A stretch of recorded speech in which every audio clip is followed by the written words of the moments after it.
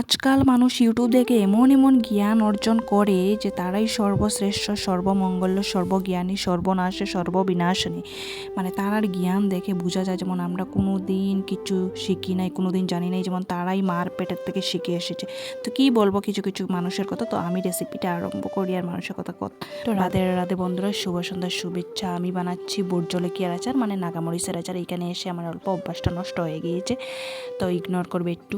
আর এই মরিচের আচারের তো আমি গতকাল যে ভিডিওটা বানিয়েছি, সেই ভিডিওটা বানাতে গিয়ে সত্যিকারে আমার মুখে লঙ্কা মেখে গেল।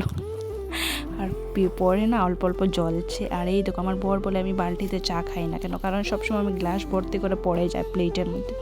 তো আমি না এই যে এটা যখন সত্যিকারে আমার ডালার মধ্যে, পুরো ডালার মধ্যে না কাঁচা লঙ্কা, এই ডালাটার অবস্থা কেন হয়েছে বলো তো? এই কয়েকদিন আগে আমি ওষুধ বানিয়েছিলাম আমার চুলের প্রবলেমের জন্য।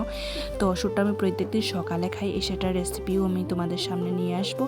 আর এটার মধ্যে হলুদ ছিল যে, তার জন্য ডালাটা একদম হলুদ হলুদ হয়ে গিয়েছে। আর সকালবেলা আমি সারা মরিচগুলি ভালো করে ধুয়ে রুদ্রে দিয়েছি। আর এখন রাত্র বাজে 11টা, গতকালের ভিডিও এটা। আর রাত্র 11টা বাজে। তো 11টার সময় আমি এটা কি করেছি, ভালো করে কেটেছি। সব শুয়ে পড়ছে, আমার ছেলে শুয়ে নাই তখন, আমার বর শুয়ে পড়ছে। আর এদিকে দিয়েছি আমি এখন কালো নমক দিয়েছি। আর এটা কি জানো, এটা হয়েছে আদার পাউডার।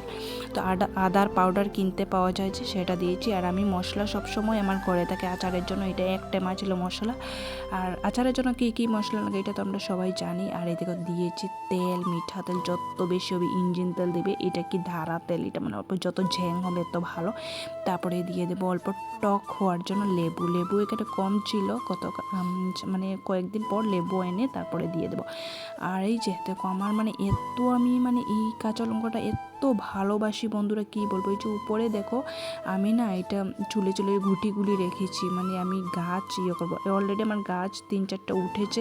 আর এখন দেখো আচারটা কীরকম লাগছে। ও রে বাবারি, অত সুন্দর গন্ধ, কি বলবো বন্ধুরা। এর মধ্যে দিয়েছি এখানের মধ্যে মহা ঔষধ, মানে এই রেসিপিটা মানে যে একবার মানে খাবে, আর এই আচারটা যে খাবে, আশা করি এই আচারটা আজ অবধি কেউ এরকম বানায়নি। তো এটা দিয়েছি আমি কালো সর্ষেকে ভালো করে ভেজে, তারপর এটা গুঁড়াটা দিয়েছি। অনেক সুন্দর সেন্ট বেরোচ্ছে, সেন্টটা তুমি না খেতে ইচ্ছে করবে। তো আমার বর বলে আচারের দোকান দিয়ে দাও। আজকে আবার নিয়ে এসেছে বাজার থেকে জলপাই রেসিপিটা আবার বানাতে হবে।